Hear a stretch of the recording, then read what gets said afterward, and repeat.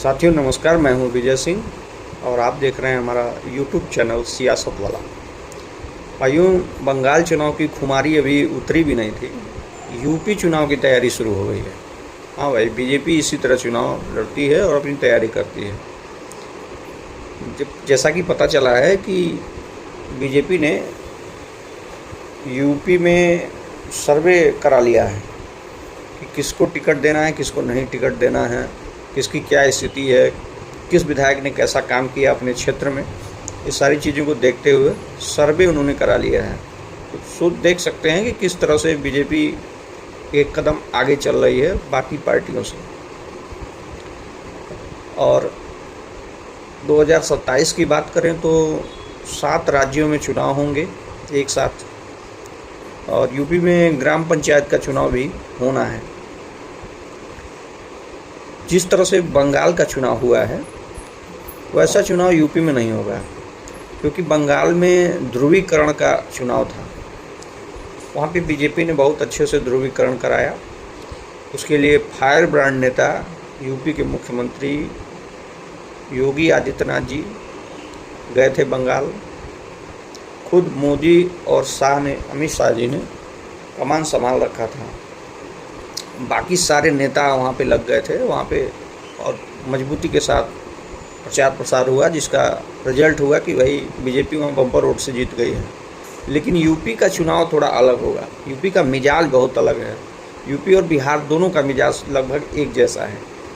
UP में ध्रुवीकरण नहीं हो पाएगा। यहाँ पे जातिगत समीकरण पे चुनाव होते हैं। लोग जाति खांचे में बटे हुए हैं। एक तरफ योगी आदित्यनाथ यूपी में या पूरे देश में लोगों को हिंदू बनाने में लगे हैं। मतलब जो मतदाता हैं उनको हिंदू बना के रखना चाहते हैं, जिससे उनको लाभ हो। लेकिन पिछले कुछ दिनों बीजेपी ने ही जो यूजीसी का नियम बनाया, उसको लेकर बहुत सारी लड़ाई छिड़ गई है। सोशल मीडिया पे सब कुछ देखने को मिल ही रहा है। बहुत जगह प्रदर्शन भी हो रहे हैं इसको लेकर के। कुछ लोग इसके पक्ष में हैं, कुछ लोग इसके विपक्ष में हैं।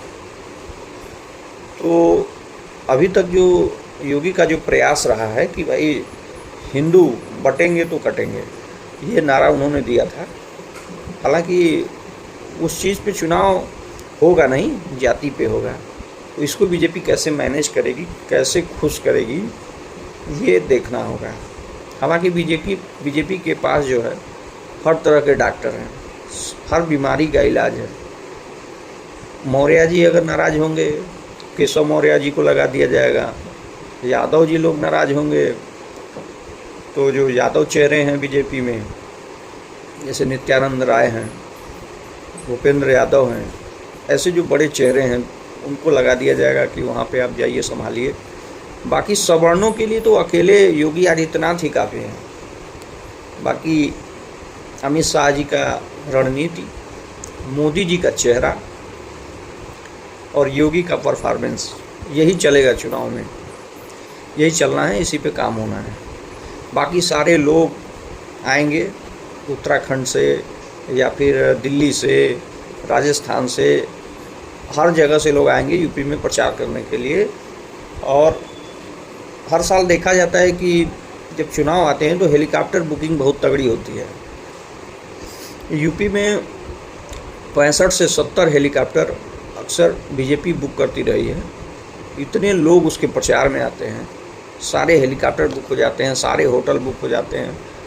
तो पूरा मतलब कैप्चर कर लेती है। कारपोरेट कंपनी की तरह काम कर रही है बीजेपी, जैसा कि देखने को मिल रहा है, पूरी प्लानिंग के साथ। इसमें आरएसएस की भी भूमिका बहुत बड़ी रहती है। आरएसएस का जो इनपुट होता है वो इनको काम आता है, और लगातार सर्वे, समीक्षा, ये सब चलता रहता है। और बहुत तगड़ी प्लानिंग के साथ ये लोग मैदान में उतरते हैं। देखा जाए तो बीजेपी में 2-3 ऐसे चेहरे हैं जो 24 घंटे की राजनीति करते हैं। वो कब सोते हैं, कब उठते हैं, कब जागते हैं, कुछ पता ही नहीं चलता है। मोदी जी को देख लीजिए, बहुत ही एक्टिव रहते हैं। कब इंडिया में हैं, कब विदेश चले गए, कुछ पता नहीं। वही हाल अमित शाह जी का भी है, और वही हाल यूपी के मुख्यमंत्री का है। कब लखनऊ में है, कब नोएडा में है, कब गोरखपुर में आ गए, कब मंदिर में आ गए। तो उनका भी यह है कि भाई सोते कब हैं कब उठते हैं कोई जान ही नहीं पाता है। बहुत ज़्यादा एक्टिव रहते हैं, बहुत समय देते हैं फील्ड में।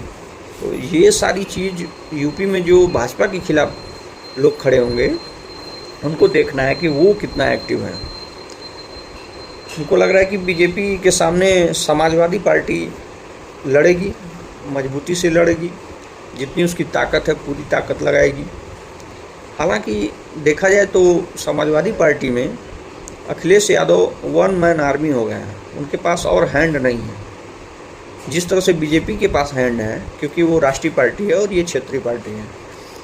फिर भी जैसे पहले समाजवादी पार्टी में बहुत सारे चेहरे हुआ करते थे, स्वर्गीय श्री मुलायम सिंह यादव ही थे, अमर सिंह जी थे, अमिताभ बच्चन थे, जयप्रदा थी, बाकी दो जो इनके मुख्य हैंड थे अतीक अहमद और मुख्तार अंसारी।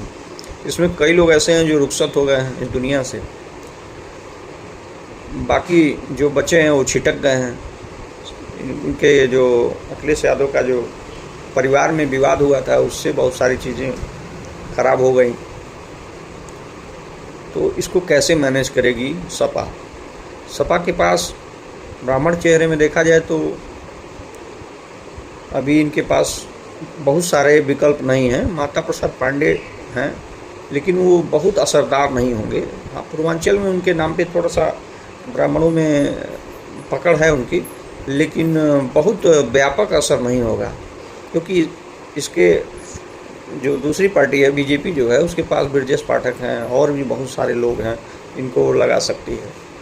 तो जहाँ 65 और 70 उड़न खटोला यूपी में एक साथ उड़ेगा, वहाँ पे अखिलेश जी अकेले कहाँ कहाँ जाएंगे, ये बड़ा सवाल है। और कैसे चुनाव को मैनेज करेंगे ये देखना होगा।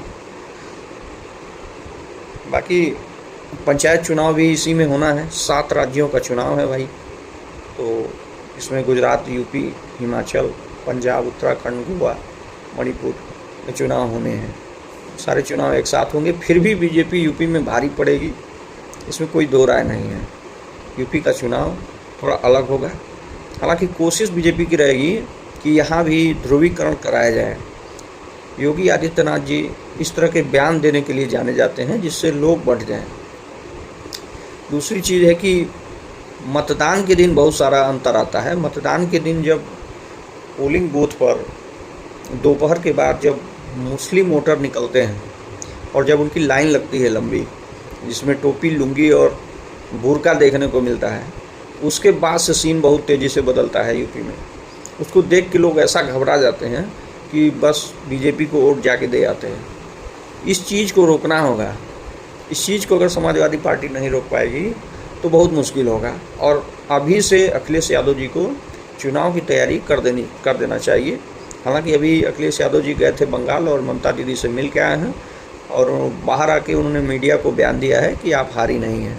तो अभी तो विपक्ष को मैनेज करने में लगे हुए हैं, ममता दीदी को मैनेज करने में लगे हुए हैं, लेकिन ये ऐसा कोई बड़ा चेहरा नहीं है कि यहाँ पे बहुत असरदार होंगी। अखिलेश यादव को अकेले मुकाबला लड़ना है। कैसे लड़ना है ये उनकी रणनीति है। पीडीए का फार्मूला कितना सक्सेस होता है यूपी में, मुसलमान वोट क्या उनको वोट देंगे, ये सारी चीज़ अभी देखनी बाकी है। और 2027 अभी 1 साल बाद ही चुनाव होने हैं, लेकिन गतिविधियां जो पर्दे के पीछे होती हैं वो चालू हो गई हैं, उसमें कोई दो राय नहीं है। बीजेपी इसमें लग गई है और इसके लिए समाजवादी पार्टी को भी तैयारी करनी चाहिए। धन्यवाद।